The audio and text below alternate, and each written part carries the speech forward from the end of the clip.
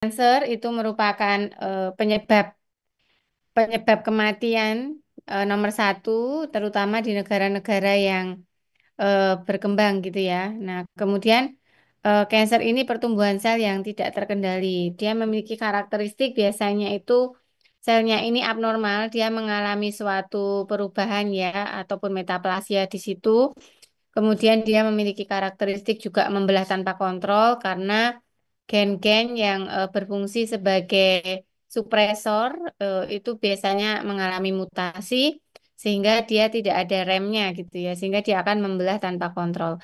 Kemudian yang ketiga dia juga bisa bersifat menginvasi jaringan lain ataupun mengalami metastasis. Ini adalah karakteristik dari sel kanker di mana dia pertumbuhannya tidak terkendali. Nah, dia biasanya itu eksponensial gitu ya. Terus kemudian juga kurangnya respon untuk menghentikan sinyal pertumbuhan sehingga dia akan terus memperbanyak diri. Jadi di dalam tubuh itu akan ada gen yang bersifat untuk memicu proliferasi dan gen yang bersifat untuk menghambat proliferasi jika dirasa proliferasi itu sudah mencukupi gitu ya. Nah, itu ada mutasi pada gen-gen yang memang meregulasi hal tersebut sehingga dia akan terus-menerus untuk berproliferasi.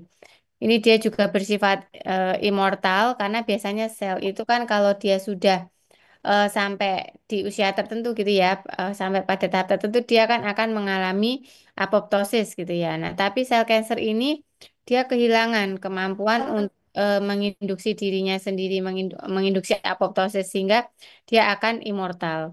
Kemudian juga sel kanker ini membutuhkan apa vaskularisasi yang baru. Dia banyak membentuk neovaskularisasi gitu ya untuk mensuplai oksigen dan juga nutrisi untuk sel kanker tersebut. Kemudian yang terakhir dia juga tadi mampu untuk menyebar dan juga bermetastasis. Karakteristik-karakteristik dari kanker inilah yang ditarget oleh pengembangan obat drug discovery development untuk kanker gitu ya. Karena masing-masing ini tadi dia memiliki molekul yang memang berperan pada proses ini. Jadi kenapa kok kanker itu bisa memperbanyak dirinya terus-menerus? Kenapa dia immortal? Kenapa dia membentuk neovaskularisasi baru? Itu ada molekul-molekul yang berperan di situ. Sehingga pengembangan obatnya itu juga mentarget itu gitu ya.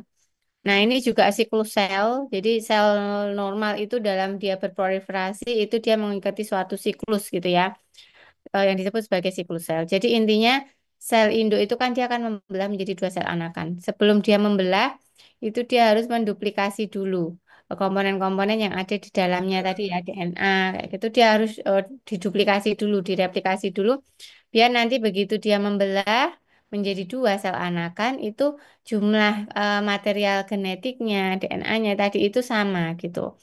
Nah, itu proses itu diatur secara ketat melalui siklus sel. Di situ ada checkpoint-checkpointnya ya. Di situ ada fase G1, itu fase gap, kemudian fase S itu fase sintesis, G2 itu gap 2, fase M itu mitosis gitu ya. Pada fase gap itu nanti dia untuk mengecek apakah memang bahan-bahan yang diperlukan sudah semuanya tersedia, kemudian nanti faktor pertumbuhannya apakah sudah siap gitu ya. Kalau itu semua sudah siap, dia akan masuk ke fase S gitu. Nah, setelah masuk ke fase sintesis, nanti dia akan masuk ke fase gap 2, di mana di sini akan dilihat apakah tadi proses sintesisnya itu semua sudah benar. Kalau ada yang salah, dia akan menginduksi proses apoptosis gitu ya. Misalnya seperti itu. Kalau ada yang gennya juga ada salah, dia akan memicu perimatika untuk melakukan repair DNA. Nah, itu semua diatur secara ketat pada checkpoint-checkpoint di siklus sel ini gitu ya.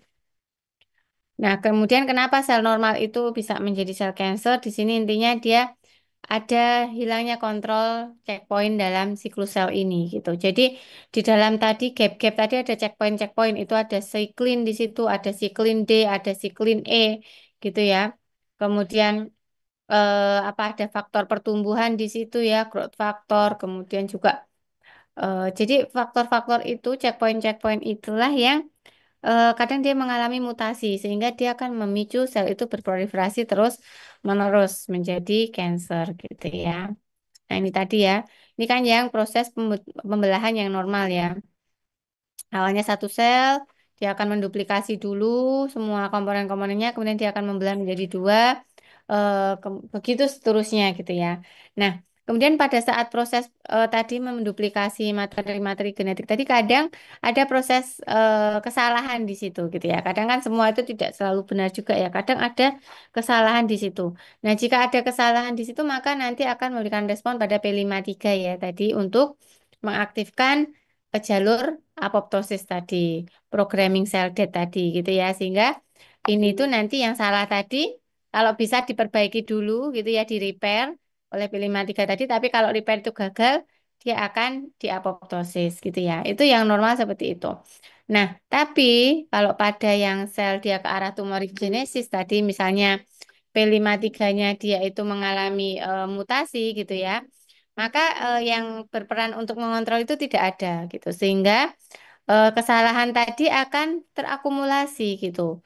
Semakin lama terakumulasi, semakin banyak. Nah, sehingga dia akan menjadi sel cancer di situ gitu ya. Itu adalah proses cancer itu seperti itu. Nah, kemudian kita masuk ke leukemia ya. Karena nanti kita akan berfokus ke obat-obat sitostatistika yang memang digunakan untuk keganasan hematologi, khususnya leukemia.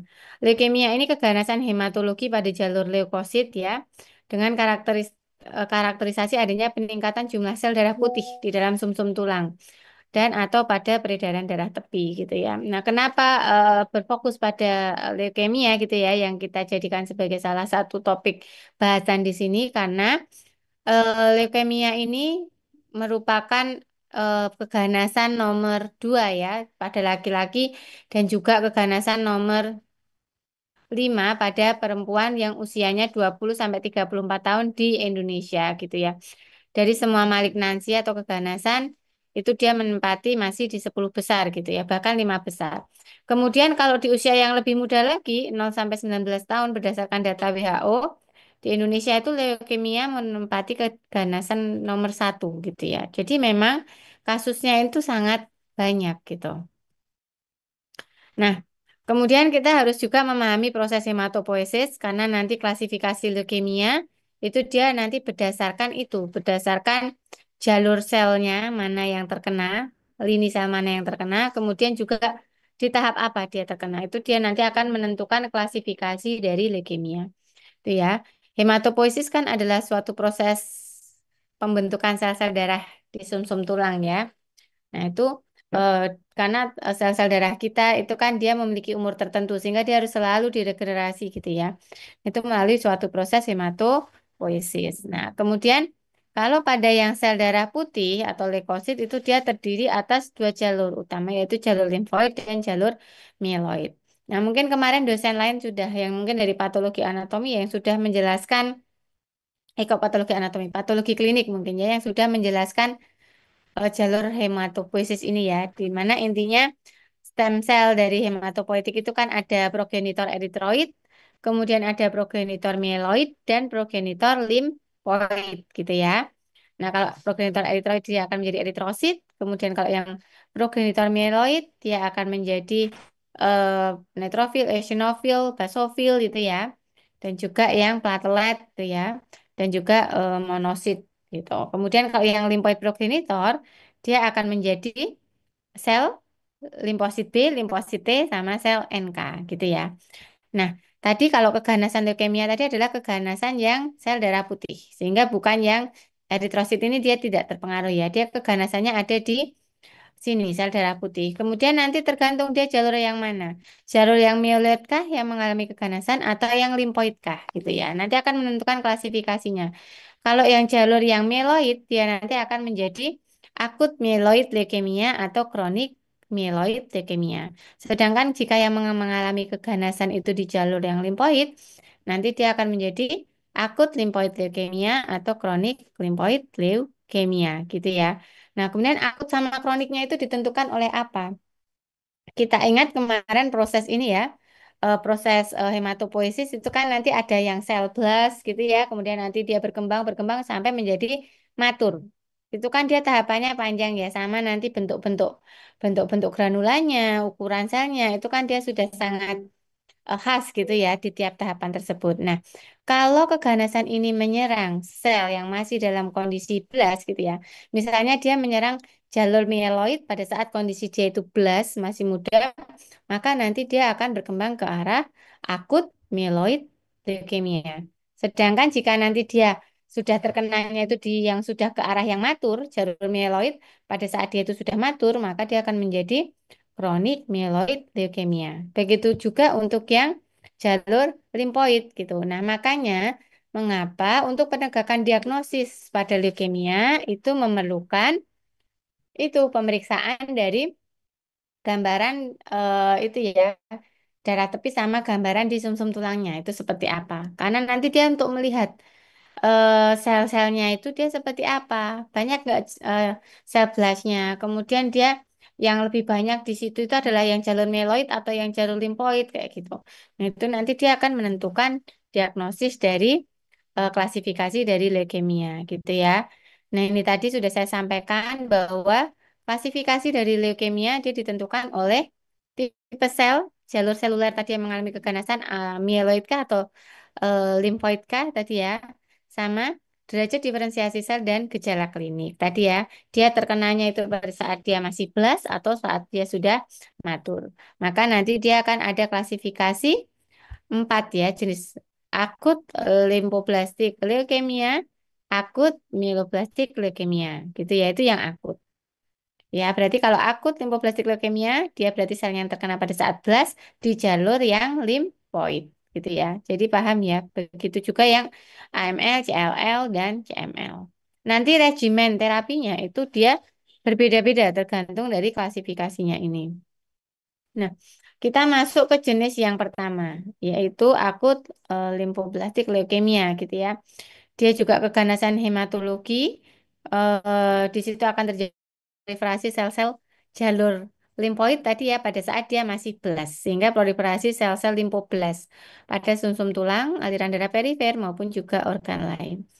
Di mana ini 75 sampai 80% terjadi pada anak-anak gitu ya. Nah, kemudian dari klinisnya itu tampak apa di situ ya? Akumulasi sel-sel limfoblast ganas di sumsum tulang.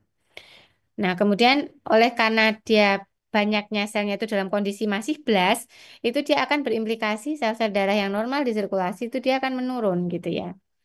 Karena tadi yang blast itu banyak dia ganas di situ sehingga sel-sel yang darah yang dalam kondisi normal tadi di sirkulasi menurun. Nah, ini nanti menimbulkan klinisnya anemia, infeksi, dan perdarahan gitu ya gejala-gejalanya. Kenapa anemia? Karena yang jalur eritrosit tadi juga ikut tertekan gitu ya. Nah, maka nanti dia akan kekurangan eritrosit, dia akan anemia.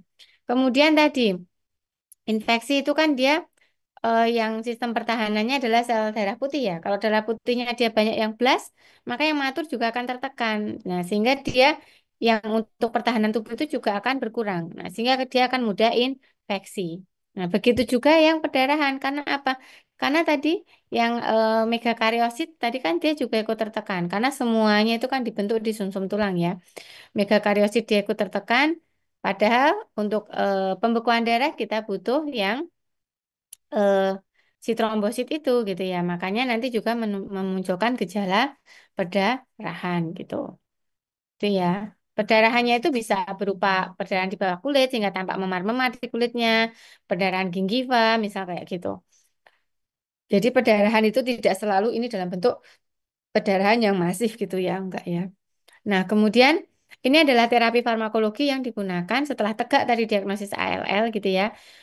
Ini adalah cara tata laksana berdasarkan guideline-nya. Yang pertama itu ada induksi remisi. Ini ada 4 sampai 6 minggu ya pemberiannya. Tujuannya untuk apa? Untuk mencapai hematologi complete remission gitu ya. Ini untuk mengeradikasi sel leukemia dan untuk mengembalikan hematopoiesis itu ke normal gitu. Nah, ini biasanya dicapai pada 65 sampai 85% pasien yang mencapai hematologi complete remission. Ini menggunakan apa regimennya? Ini ya, menggunakan vincristin, daunorubicin, prednison, dan L-asparaginase. Nah, nanti kita di belakang belajar apa itu vincristin, apa itu daunorubicin, bagaimana mekanisme kerjanya, apa itu L-asparaginase gitu ya. Itu nanti kita belajar di belakang gitu ya. Nah, Kemudian setelah itu nanti terapi masih lanjut lagi. Di tahap yang kedua disebut sebagai terapi intensifikasi atau konsolidasi. Ini dibagi ke arah early intensifikasi sama late intensification gitu ya. Kalau yang early intensifikasi itu diberikan setelah remisi komplit. Jadi tadi setelah diberikan yang induksi remisi tadi ya, kemudian kan dilihat lagi gambaran sumsum tulangnya seperti apa. Jika telah tercapai remisi komplit, maka dia masuk ke early intensification. Nah, ini tujuannya untuk mengeliminasi sel-sel leukemia yang masih residual gitu ya. Yang tadi misalnya sudah tereradikasi, ternyata dia masih kembali lagi karena sel cancer itu tinggal 0,1% aja, dia masih bisa nanti bermultiplikasi lagi gitu, gitu ya. Maka nanti dilanjutkan dengan pemberian yang regimen early intensifikasi ini. Nah, tujuannya juga mencegah relapse dan mencegah sel itu resisten terhadap obat kemo. Nah, setelah itu nanti lanjut lagi ke late intensification. Itu 6 bulan kemudian. Nah, itu nanti lanjut diberikan itu gitu ya. Protokol regimen yang di tahap intensifikasi atau konsolidasi ini yaitu dexamethasone, vincristine, kemudian doxorubicin gitu ya.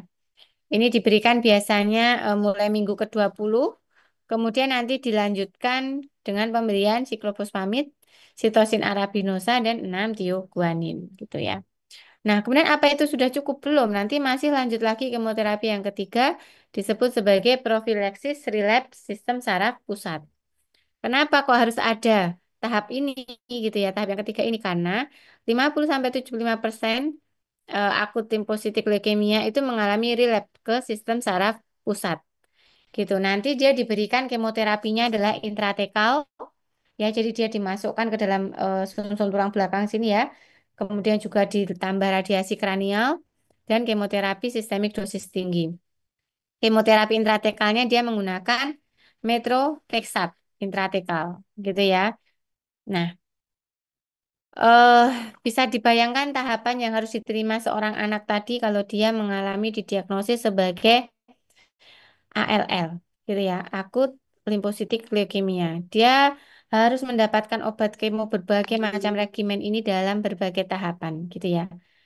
Makanya kenapa kita itu benar-benar nikmat sehat itu kita harus sangat-sangat bersyukur. Nanti mungkin kalau adik-adik ya, Mbak Mas semua nanti masuk ke koas gitu ya, ke koas anak ketemu melihat pasien seperti ketemu anak-anak leukemia itu nanti kita akan melihat gitu ya, menyadari bahwa memang kalau sampai terdiagnosis leukemia itu rentetan terapi yang harus dijalani itu benar-benar panjang gitu ya.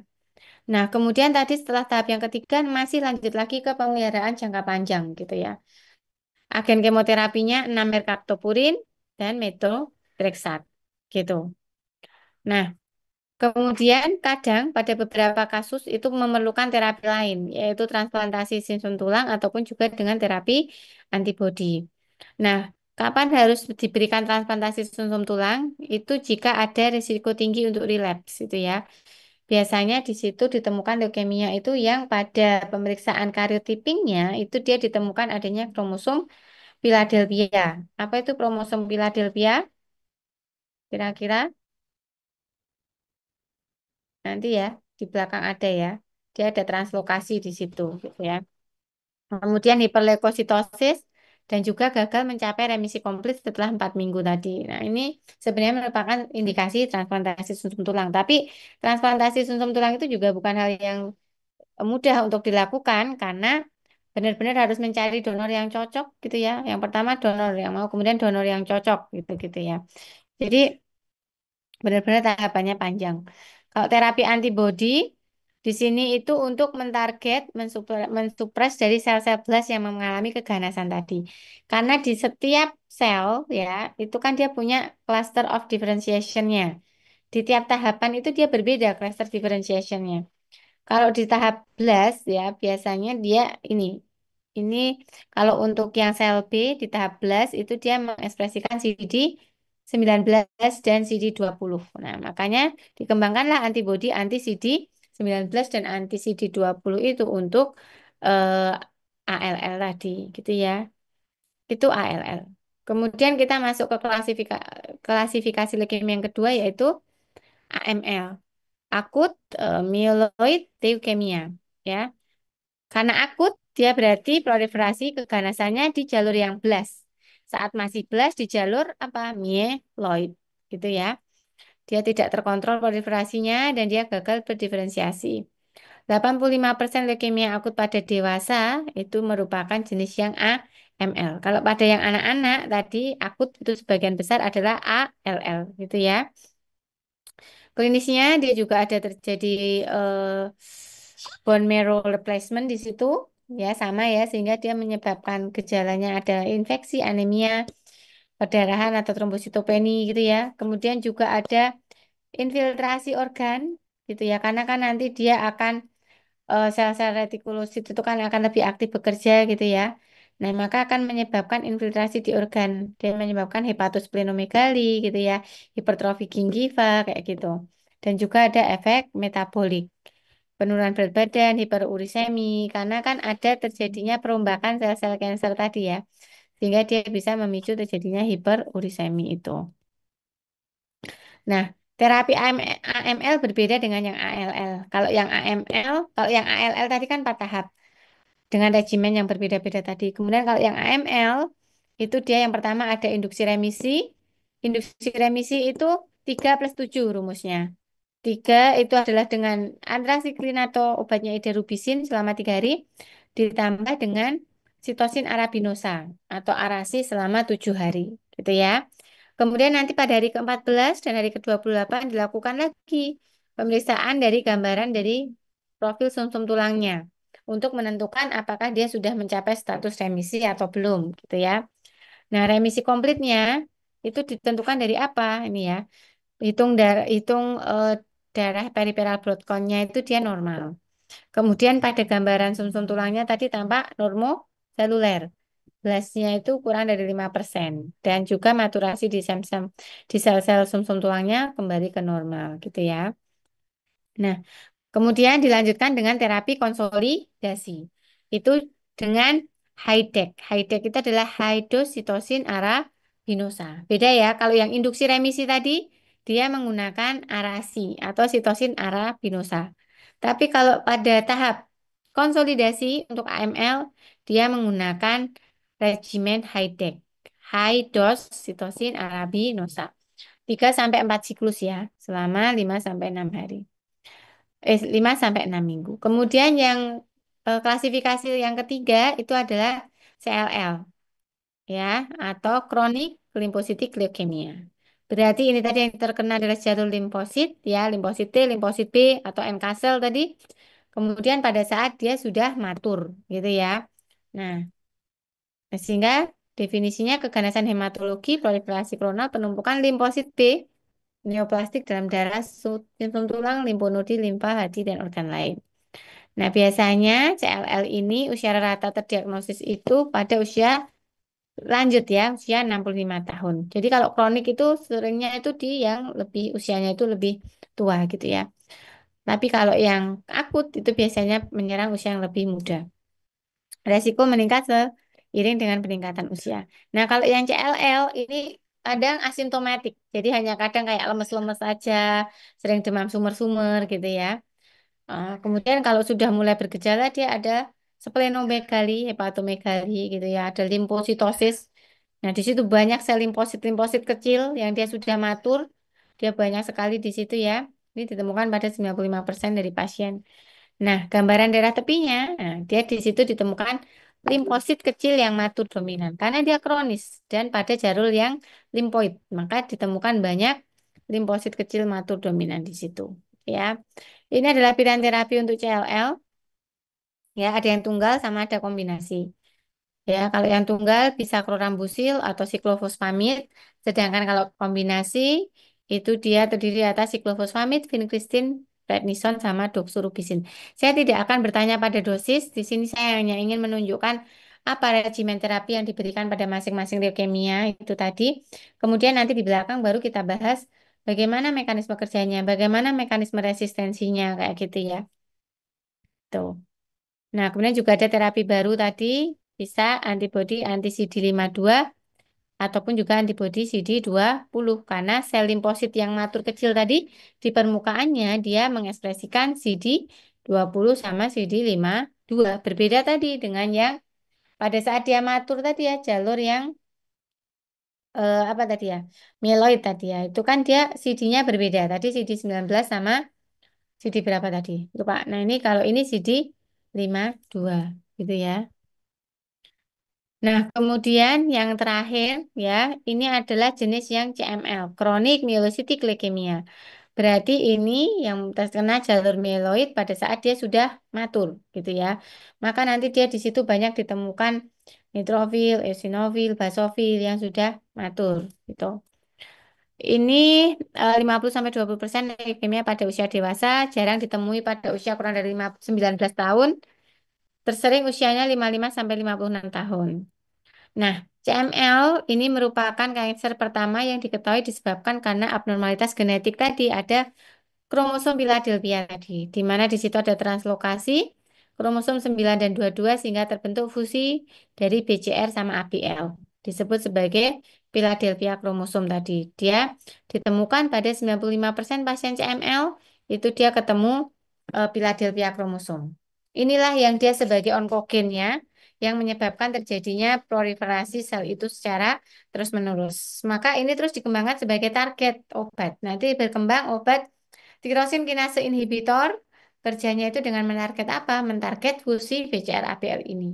Sehingga nanti bisa di apa namanya hambat proliferasi dari sel kanker yang CML ini. Nah, kemudian karena dia tadi sebelum pemberian tirosin kinase inhibitor tadi kita harus memastikan bahwa memang leukemianya adalah jenis yang CML, maka di situ harus melalui proses apa dulu? Proses pemisahan apa? Proses pemisahan apa kira-kira sebelum kita memberikan terapi? Oh iya, benar ini CML. Maka terus kita berikan tyrosine kinase inhibitor. Harus melalui pemeriksaan apa dulu pasiennya berarti? Halo, diperiksa apanya dulu? Dipastikan ada apa di situ? Ayo, ada yang ingin berpendapat?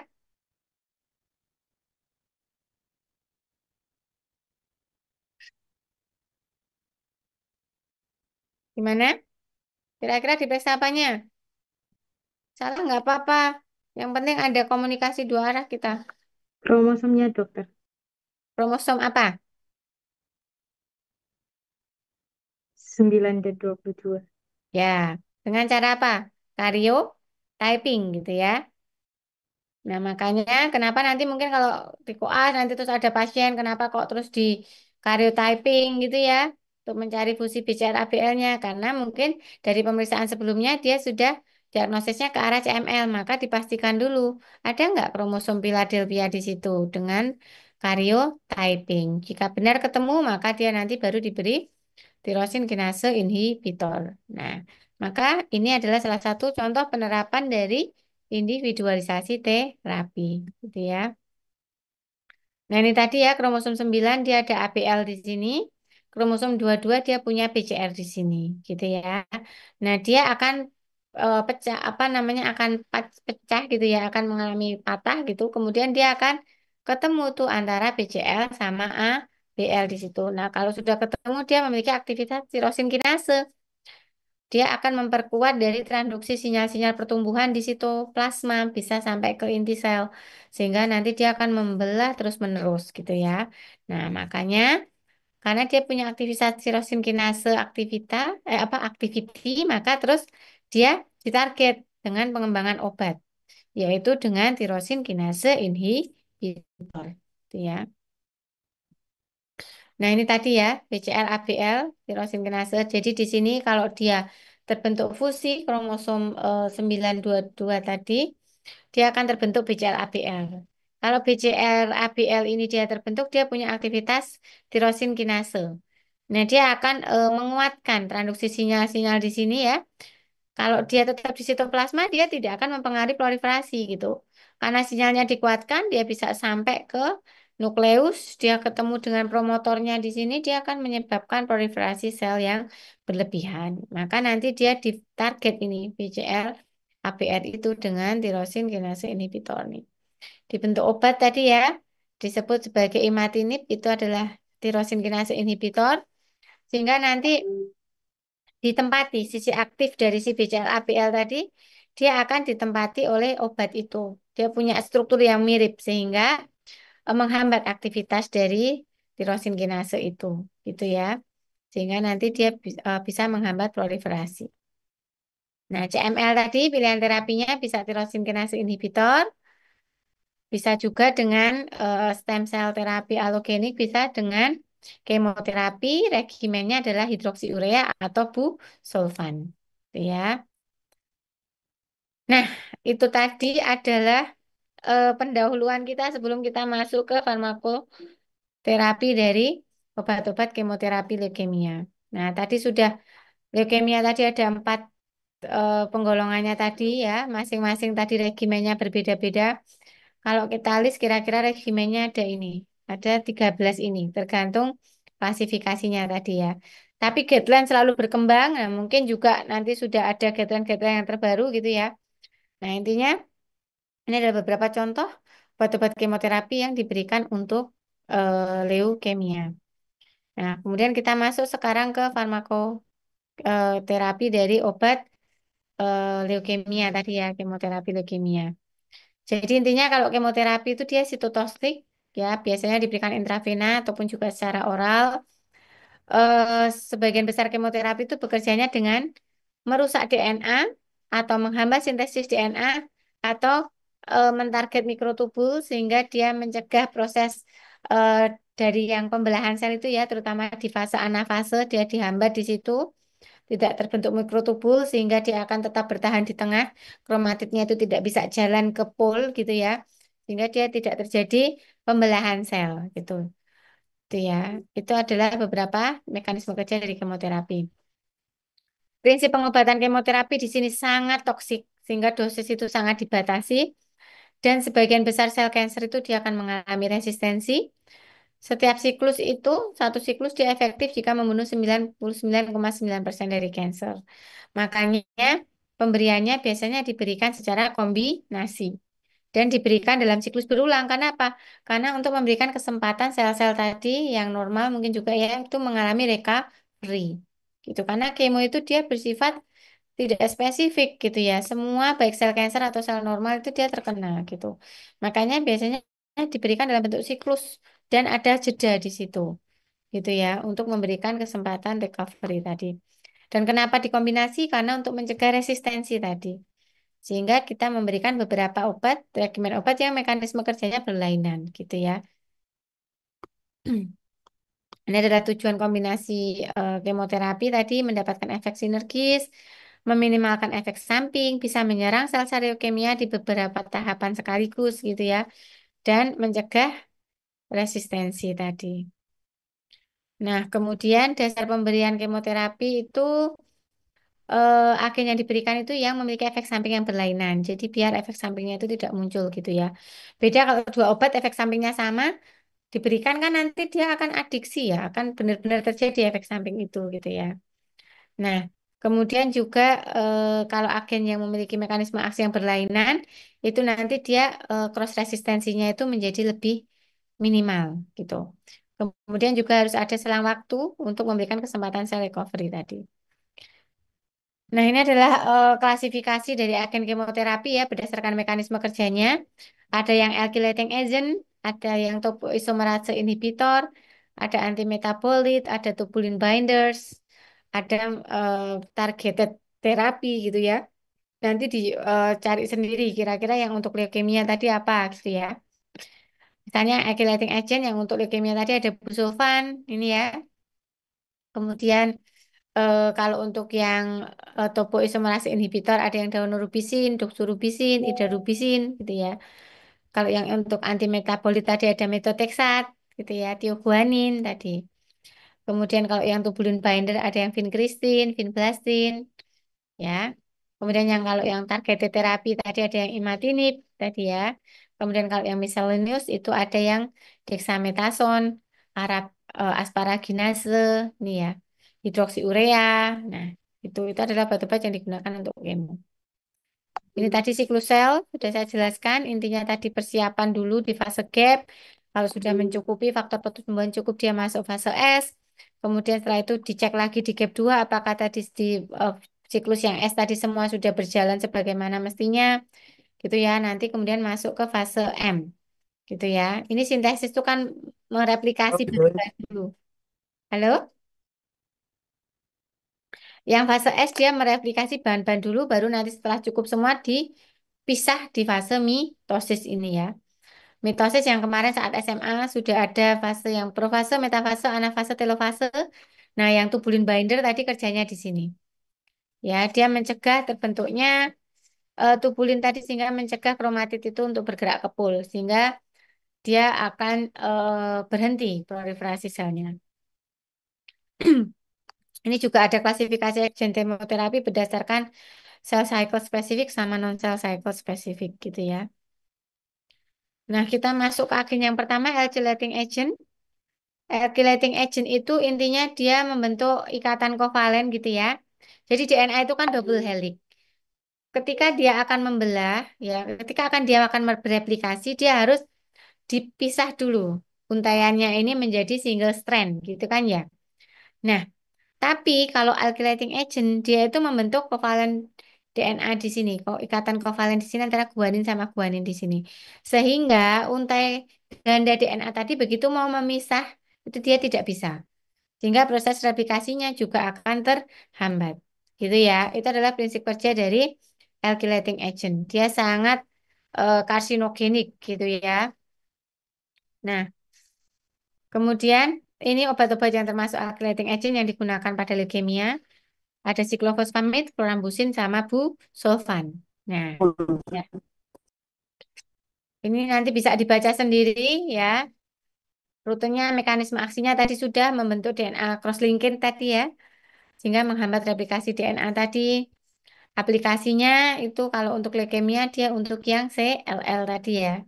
Ini adalah beberapa efek sampingnya. Dia bisa menyebabkan depresi sumsum tulang, menyebabkan skin pigmentosa ya pada kulit, kemudian menyebabkan rambutnya rontok, menyebabkan sistitis hemorragik gitu ya. Karena nanti di proses metabolismenya ada metabolit akrolein di situ, dia bersifat menyebabkan iritasi pada sistitisnya, bisa menyebabkan hemoragi di situ, gitu ya. Nah, sekarang pada sel cancer, pada orang yang mendapatkan obat kemo, itu dia biasanya kenapa kok skinnya pigmentation, kenapa rambutnya rontok, gitu ya. Karena obat kemo itu dia bekerja di sel-sel yang aktif membelah, yang tingkat proliferasinya itu tinggi. Nah, itu merupakan karakter dari epidermis kulit ya, karakter dari sel epitel, karakter dari folikel rambut gitu. Makanya dia juga ikut terkena gitu ya. Nah, ini adalah metabolisme siklofosfamid tadi. Bisa dibaca sendiri, intinya dia di situ ada metabolik acrolein sebagai senyawa antaranya di situ. Nah, ini dia bisa menyebabkan memicu sistitik hemoragik tadi. Ini ya mekanisme aksi siklofosfamid gambarnya seperti ini. Jadi biar mudah membayangkan. Intinya tadi di fase S sebelum dia nanti masuk ke fase mitosis, dia kan harus direplikasi dulu, didobling dulu. Nah, proses replikasi itu dia perlu pembukaan untai ganda DNA. Nah, kalau dia terjadi cross-linking di sini, pembukaannya ini tidak bisa terjadi gitu ya. Maka dia akan stop proliferasinya. Nah, ini juga tadi siklofosfamid, ini klorambusil, dibaca sendiri ya, bersama juga ini juga untuk CLL. Nah, kalau busulfan ini juga apa namanya aggravating agent, tapi dia untuk CML. Itu ya, ini efek sampingnya juga bisa dibaca sendiri. Nah, kemudian bagaimana mekanisme resistensi dari alkylating agent, gitu ya. Jadi sel tumor itu dia pinter ya. Begitu dikasih obat mungkin yang pertama itu dia kena. Tapi setelah pertama kena, nanti dia akan belajar. Oh, kemarin saya itu apa namanya? Saya itu kena obat ini tuh apa yang terkena di saya gitu ya. Kemudian nanti dia bisa akan memperbaiki dirinya gitu. Dengan cara apa? Oh, kemarin yang diserang adalah DNA-nya pada saat proses mau replikasi. Nah, maka dia meningkatkan kemampuan untuk repair DNA. gitu ya. Sel cancer itu pinter. Kemudian yang kedua, dia em, itu ya, permeabilitas dari membrannya itu dia diperketat gitu, sehingga air agent itu mau masuk nggak bisa. Tadi kan kita ingat bahwa air agent itu dia harus bekerja, harus masuk ke dalam intri sel karena DNA ada di dalam intri sel. Nah, maka membrannya itu dia diperketat sehingga air agent tidak bisa masuk. Ini juga akan memicu terjadinya resistensi. Kemudian yang ketiga, dia meningkatkan sintesis glutathione gitu ya. Glutathione ini dia mampu menginaktivasi dari alkylating agent melalui pembentukan reaksi konjugasi di situ yang dikatalisis oleh enzim glutathione S transferase. Ini adalah beberapa mekanisme yang digunakan oleh sel cancer itu sehingga dia bisa resisten terhadap alkylating agent. Nanti masing-masing obat kemo itu mekanisme resistensinya itu beda-beda gitu ya, tergantung tadi mekanisme kerjanya. Nanti akan dipelajari itu oleh sel cancer sehingga dia akan misalnya ini tadi, oh yang ditarget DNA, dia akan meningkatkan kemampuan DNA repair. Dia akan mencegah alkylating agent masuk. Dia akan menciptakan glutathione, di mana glutathione itu mampu untuk menginaktifkan alkylating agent, gitu ya, sehingga terbentuk mekanisme resistensi terhadap alkylating agent. Itu tadi alkylating agent. Kita terus lanjut ke anti metabolit ya. Nah, antimetabolit ini dia ada, dia nanti akan menyerupai struktur dari metabolik yang normal seperti asam urat, pirin, sama pirimidin gitu ya. Dia masuk ke dalam golongan cell cycle spesifik gitu ya. Nanti juga ada yang bekerjanya itu sebagai apa namanya menyerupai dari asam folat gitu, sehingga dia akan kompetitif dengan asam folat. Padahal kita tahu asam folat itu kofaktor yang sangat penting yang diperlukan untuk proses sintesis dari purin gitu ya. Nah, kalau sintesis purinnya diganggu, itu kan salah satu bahan untuk membentuk DNA juga gitu ya. Nah, makanya nanti replikasinya dia juga akan terganggu. Ini ya, ini adalah antimetabolit untuk leukemia, ada antagonis asam folat, antagonis pirin sama pirimidin. Antagonis asam folat itu obatnya metotrexat gitu ya. Antagonis purin 6 merkaptopurin, 6 tiobulamin, antagonis pirimidin ada sitosin arabinosa tadi. Ini kan beberapa tadi yang digunakan pada leukemia tadi ya. Nah, ini antagonis asam folat metotrexat, mekanismenya menghambat kerja dari enzim dihidrofolat reduktase sama timidilat sintase gitu ya. Sehingga dia akan memblok sintesis DNA dan RNA. Ini digunakan untuk terapi ALL tadi ya. Di tahap apa?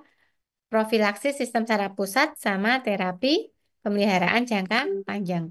Kalau yang pada tahap profilaksis SSP tadi dia diberikan dengan mekanismenya apa? Rutenya intratekal tadi ya. Karena dia biar sampai ke otak. Karena kan di sini kan sama darah otak itu kan dia ketat ya, sehingga tidak semua obat itu bisa masuk ke situ. Itu ya. Eh, sebentar, kepencet terus. Nah, terus kemudian ini tadi mekanisme metotrexat dia itu kompetitif dengan yang asam folat tadi ya. Nah, karena asam folat itu kan dia butuh transporter untuk masuk yaitu RFC1. Nah, ini ditempati oleh metotrexat sehingga nanti yang masuk itu metotrexat. Setelah masuk metotrexat dia akan menghambat DHFR sama timidilat sintase sehingga dia akan menghambat sintesis DNA tadi. Nah, ini ya, ini farmakokinetik dari metotrexat harus dipahami karena nanti mekanisme resistensinya salah satunya terkait dengan ini, gitu ya.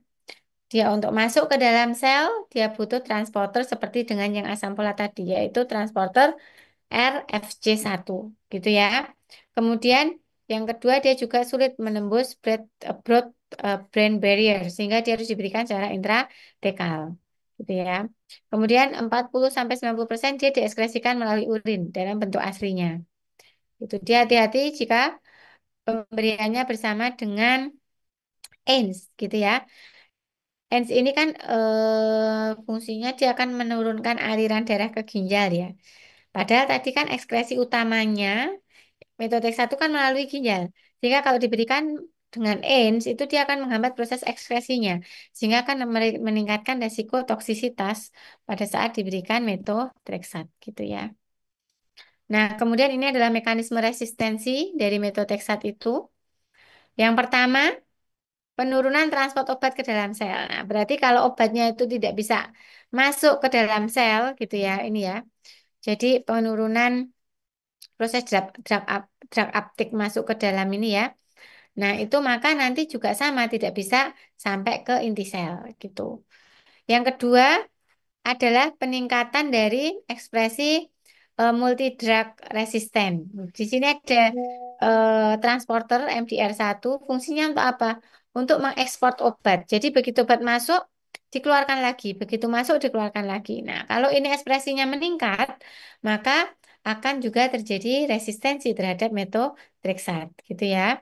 Kemudian yang ketiga, peningkatan konsentrasi dari DHFR. Nah, kita tahu tadi bahwa DHFR itu tadi merupakan target dari metotrexat. Kalau di situ apa namanya? Di situ ada di situ ada amplifikasi ya dari targetnya. Jadi targetnya itu lebih banyak kan berarti nanti metotrexat juga kewalahan untuk mentarget itu sehingga nanti resisten juga gitu ya. Kemudian bisa juga terjadi mekanisme resistensi karena mutasi di DHFR itu, mutasi di target obatnya itu sehingga methotrexat sudah tidak mengenali DHFR. Nah, sama aja nanti resisten terhadap DHFR. Kemudian juga ada penurunan pembentukan poliglutamat tadi. Kan methotrexat setelah masuk melalui yang transporter RFC tadi, dia harus membentuk methotrexat poliglutamat, baru dia bisa berefek. Nah, sel kansernya pintar, maka dia menurunkan mekanisme pembentukan poliglutamat ini sehingga nanti metotrexat tidak bisa membentuk kompleks dengan poliglutamat, dia juga tidak bisa aktif. Itu ya. Ini adalah beberapa mekanisme resistensi dari metotrexat. Jadi harus diingat mekanisme resistensi masing-masing obat kimia itu berbeda. Nanti yang akan saya tanyakan di ujian ya seperti itu. Bagaimana mekanisme kerjanya? Bagaimana mekanisme resistensinya? Obat ini diberikan pada tahapan yang mana? Seperti itu. Tapi kalau dosis tidak pernah saya tanyakan. Gitu ya.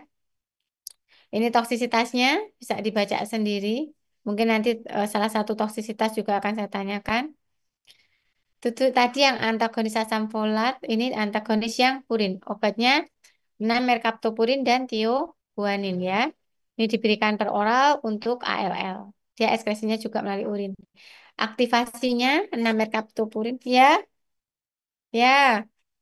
Ini 6 merkaptopurin ya, itu akan diubah oleh enzim HGPRT menjadi 6 thiocyanate acid ya. Nah, kemudian enzim ini apa bentuk ini dia akan menghambat enzim untuk sintesis dari purin. Nah, kemudian inaktivasinya gimana? Inaktivasi dari 6 mekaptopurin dia membutuhkan enzim xantin oksidase menjadi 6 tiouric acid yang lebih mudah diekskresikan melalui urin. Jadi obat kemo itu begitu dia cukup dia harus dikeluarkan gitu ya. Kalau dia tidak dikeluarkan dia akan toksik. Prinsipnya seperti itu. Nah, makanya kalau kita akan memberikan allopurinol untuk pasien yang mendapatkan kemo, kan kadang untuk mencegah tumorisis sindrom, mencegah terjadinya hiperurisemia karena tumorisis sindrom kan juga harus diberikan allopurinol ya. Tapi hati-hati kalau pasien itu tadi mendapatkan regimen 6 merkaptopurin.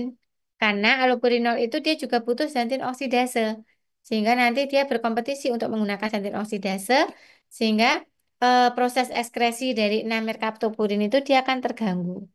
Nah, sehingga pada pasien yang mendapatkan pada pasien yang mendapatkan 6 merkaptopurin bareng sama aropurinol, itu dosisnya harus dikurangi 25%-nya. Karena kalau tidak, dosisnya tetap, nanti dia akan beresiko toksik, gitu ya. Nah, kalau yang tioguanin, dia tidak berinteraksi dengan allopurinol, karena enzimnya yang untuk menginaktivasi itu berbeda, gitu ya. Nah, ini tadi mekanisme dari 6 merkaptopurin, dia intinya butuh HGPRT tadi dia biar menjadi penamtioguanin tadi ya sehingga dia bisa untuk masuk ke dalam apa namanya kok namtioguanin namtiocyanuric acid tadi ya dia kemudian akan masuk ke dalam DNA sehingga dia akan mencegah tadi ya menyebabkan efek mencegah dari proliferasi tadi gitu ya kemudian ini inaktivasinya dia butuh xantin oksidase tadi gitu ya. Nah, kemudian antagonis yang ketiga adalah antagonis pirimidin. Obatnya adalah sitosin arabinosa. Itu ya. Ini spesifik pada fase S. Kemudian dia terapi untuk AML dan ALL pada fase konsolidasi tadi. Bentuk aktif dari sitosin arabinosa, bentuk aktifnya adalah arah CTP, gitu ya. Mekanisme aksinya dia akan menghambat enzim DNA polimerase. DNA polimerase kita tahu adalah enzim yang diperlukan untuk proses elongasi dari DNA pada saat proses replikasi DNA, gitu ya. Kalau itu dihambat, otomatis proses dari replikasi DNA juga akan dihambat. Kemudian dia juga bisa menyatu pada untai DNA resa cancer menyebabkan mutasi, gitu ya. Inaktivasinya itu secara deaminasi gitu ya, dikatalisis oleh enzim sitidin deaminase. Jadi semua obat kemo itu ada proses aktivasi dan juga ada proses inaktivasinya. Biasanya kalau inaktivasinya itu untuk mempermudah proses ekskresinya gitu ya. Nah, ini kenapa harus memahami ini karena nanti terkait dengan mekanisme dari resistensinya gitu ya. Ini mekanisme kerjanya tadi sitosin arabinosa tadi ya, dia harus masuk memerlukan transporter nukleoside di sini, kemudian masuk ke dalam inti sel. Setelah itu oleh enzim deoksisitidin kinase diaktifkan menjadi arah sitosin monoposfat. Nah, setelah aktif ya, dia akan berubah menjadi triposfat, sitosin triposfat ya atau arah CTP melalui enzim pirimidin monofosfatase dan difosfatase kinase itu ya.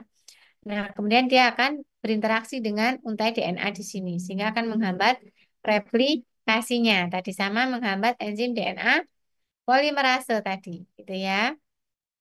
Itu adalah mekanisme kerja dari sitosin arabinosa. Jadi kita ingat mekanisme kerjanya sitosin arabinosa dia butuh transporter, kemudian dia butuh enzim deoksisitidin kinase untuk mengaktifasi, gitu ya. Nah, itu adalah mekanisme kerjanya. Nanti mekanisme resistensinya juga terkait ini. Nah, ini adalah mekanisme resistensi dari sitosin arabinose gitu ya. Di mana di sini dia terjadi peningkatan dari ekspresi kok peningkatan? Hambatan dari ekspresi nukleosid transporter di sini. Jadi dia nggak bisa masuk gitu ya. Nah, nanti resisten juga. Kemudian dia meningkat aktivitas enzim yang berperan untuk aktivasi tadi sitidin diaminase dia aktivitasnya meningkat. Nah, itu ya. Kok aktivitasnya meningkat salah. Sebentar. Mekanisme resistensi dari sitosin arabinosa tadi yang pertama transporternya dihambat gitu ya. Kemudian aktivitas dari enzim sitidin deaminase yang berfungsi untuk menginaktivasi itu juga ditingkatkan di sini. Sehingga obat itu belum berfungsi, dia sudah diinaktifkan. Belum berfungsi, sudah diinaktifkan gitu ya. Nah, kemudian yang ketiga, dia aktivitas enzim deoksisitidin kinase yang berperan untuk aktivasi itu dihambat gitu. Itu adalah beberapa mekanisme resistensi dari sitosin arabinose. Ada tiga ya. Transporternya dihambat, enzim yang aktivasinya dihambat, enzim untuk deaktivasinya ditingkatkan, gitu ya. Nah, ini toksisitasnya tadi ditentukan oleh keseimbangan antara enzim yang mengaktifasi dan enzim yang menginaktifasi. Nah, itu tadi sitosin arabinosa. Nanti mungkin saya tanya ini diberikan pada fase yang mana, mekanisme kerjanya bagaimana, resistensinya seperti apa gitu ya. Kadang nanti ada soal kasus. Nah, kalau yang produk-produk natural itu ada vincristin, sama ada yang antrasiklin atau antitumor antibiotik sama enzim L-asparaginase. Nah, ini yang vincristin dia untuk ALL sama CLL, dia spesifik pada fase mitosis tadi ya. Kemudian dia bekerjanya tadi pada mikrotubul tadi sehingga dia menghambat migrasi kromatid tadi. Itu adalah yang tubulin binder itu vincristin ini ya. Nah, ini adalah toksisitasnya, bisa alefleksia, bisa muscle weakness, neuritis, intinya dia bersifat neurotoksik gitu. Nah, kemudian ini adalah yang obat-obat yang topoisomerase inhibitor atau antitumor antibiotik tadi ya. Obatnya ada doxorubicin, daunorubicin, sama idarubicin. Dia disintesisnya dari jamur gitu ya, Streptomyces. Kemudian ini pemberiannya juga IV. Nah, kalau daunorubicin itu dia spektrumnya itu sempit biasanya pada AML saja. Sedangkan kalau doxorubicin dia lebih luas. Bisa untuk keganasan hematologi atau keganasan yang solid gitu ya. Nah, kemudian kalau idarubisin dan sitarabin itu lebih efektif menginduksi remisi komplit pada AML dibandingkan dengan yang preparat daunorubicin. Nah, itu ya, mekanisme kerjanya apa? Dia menghambat enzim topoisomerase 2. Jadi, enzim topoisomerase 2 itu kan tadi ya, pada saat si DNA tadi itu dia mau memisah, kalau kita membayangkan adanya suatu untaian benang gitu ya, di ujungnya itu kan ada yang nanti kayak apa ya? Kayak bundelannya itu ya bahasa Jawanya. Nah, itu dia harus dipotong oleh enzim topoisomerase gitu ya. Nah, kalau dia dipotong nanti dia bisa memisah, bisa bereplikasi. Nah, tapi kalau enzim topoisomerase 2-nya itu nggak ada, maka dia nanti akan tetap terhambat proses pemisahan double helix DNA-nya itu, gitu ya. Makanya itu menjadi mekanisme kerja dari si antrasiklin tadi, menghambat kerja dari enzim topoisomerase 2, sehingga dia menghambat proses sintesis DNA tadi, gitu ya. Nah, kemudian dia ini efek sampingnya berikatan pada sebelah dalam dari sel otot jantung, membentuk radikal bebas di situ, sehingga dia bisa memicu toksisitas kardiak, gitu ya. Nah, ini nanti dibaca sendiri. Ini ya, dia toksisitasnya bisa memicu aritmia, gitu ya. Dia ekskresinya melalui hepatobiliar ya, melalui empedu dan hepar. Beda dengan yang sebelumnya tadi.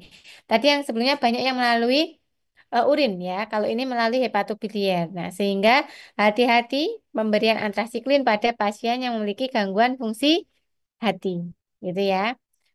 Dia dosisnya harus dikurangi 50%-nya untuk mengurangi toksisitasnya. Ini adalah toksisitas pada gastrointestinal traktusnya, bisa dibaca sendiri. Nah, itu ya. Itu tadi yang topoisomerase inhibitor atau yang antrasiklin tadi ya. Kemudian golongan selanjutnya yang termasuk miscellaneous itu adalah enzim L-asparaginase ya. Ini ya, jadi dia bekerjanya itu dia akan intinya gini. Dia spesifik pada sel tumor diisolasi dari bakteri Escherichia coli. Jadi eh, L-asparagin itu ya nanti oleh L-asparaginase itu dia akan diubah menjadi aspartat. Nah, kemudian aspartat ini oleh asparagin sintase dia akan diubah lagi, dikembalikan lagi menjadi asparagin. Nah, itu untuk sintesis dari sel tumor gitu ya. Itu normalnya seperti itu. Nah, tapi kalau ada sebentar. Ini ya, pada karakteristik dari sel tumor itu kan dia menghambat sintesis daripada enzim aktivitas daripada enzim asparagin sintase. Ini aktivitasnya minimal pada sel tumor itu, gitu ya. Sehingga sintesis asparagin itu sangat bergantung dari L-asparagin dari luar. Itu adalah karakteristik dari sel tumor, gitu ya. Jadi sel tumor itu dia eh, tidak bisa mensintesis asparagin ini dari aspartat karena aktivitas dari asparagin sintasenya ini minimal. Itu yang harus diingat lebih dulu. Ini adalah sifat daripada sel tumor, gitu ya. Nah, sehingga dia mutlak butuh apa namanya? Butuh L-asparagin dari luar gitu. Karena kalau dia dapatnya itu dalam bentuk aspartat, itu dia akan tetap bentuknya aspartat. Dia tidak bisa menjadi asparagin sehingga sintesis proteinnya itu diganggu gitu loh. Sehingga dia itu bisanya itu dapatnya itu dalam bentuk sudah utuh L-asparagin dari luar gitu. Makanya ini ditarget, dikembangkanlah obat apa namanya obat kemoterapi itu yang sifatnya kerjanya sebagai L-asparaginase gitu ya.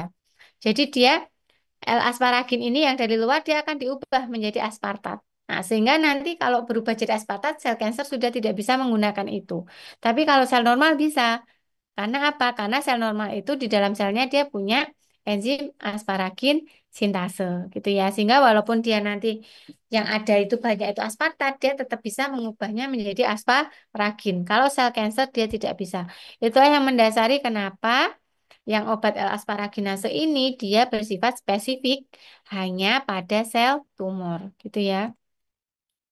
Nah, ini selektif ya pada sel tumor aktivitasnya. Nah, ini digunakan untuk terapi kombinasi pada ALL. Ini adalah efek sampingnya bisa dibaca sendiri.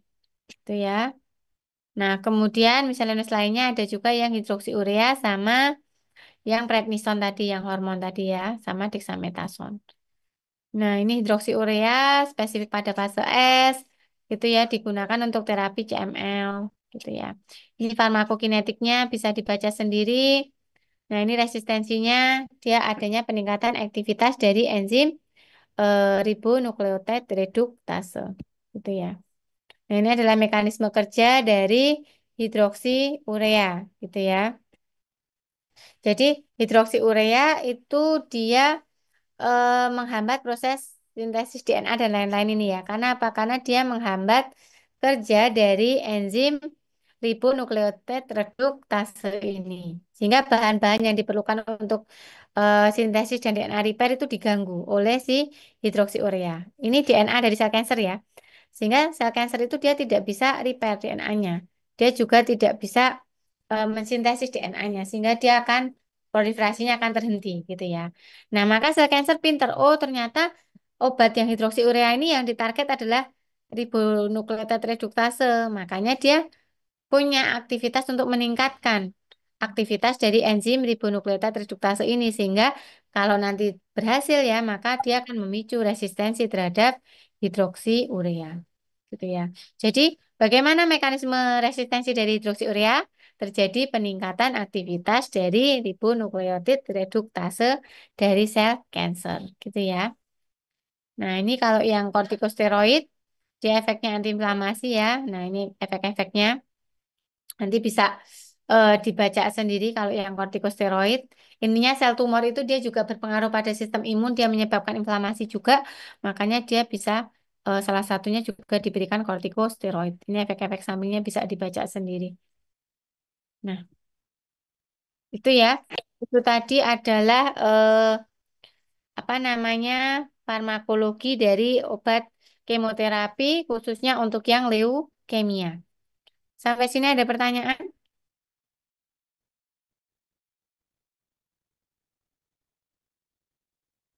Ya, memang jadi panjang karena saya harus menjelaskan dulu leukemianya dulu ya, harus menjelaskan apa klasifikasi dari leukemianya dulu sama obat-obat regimen yang dipakai di tiap tahapan itu, baru saya bisa menjelaskan mekanisme kerja dan mekanisme resistensinya. Gitu ya. Nanti tolong dipelajarinya di situ. Soal-soal saya tidak jauh dari itu. Gitu ya. Nanti kalau sudah masuk di koas ketemu dengan pasien-pasien leukemia, tolong dicermati obatnya apa. Nah, kemudian nanti dipelajari kenapa kok kemarin diberikan itu, gitu ya. Nah, itu nanti disambungkan dengan materi yang ini. Kita karena sekarang bloknya sudah mulai blok klinis, gitu ya.